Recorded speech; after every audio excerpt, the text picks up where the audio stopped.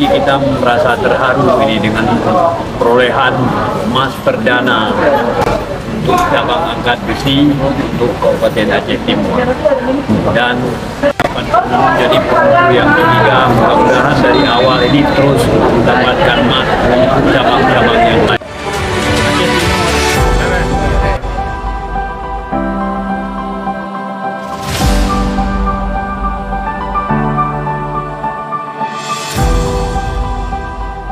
Memang seperti yang disampaikan oleh Pak PJ, kita bersyukur atas perolehan medali emas perdana untuk Aceh Timur ini di cabang angkat besi sekaligus perdana untuk kontingen Aceh Timur. Insyaallah mudah-mudahan ini bisa memotivasi seluruh atlet kita yang masih bertanding sampai dengan tanggal 22 dari penutupan.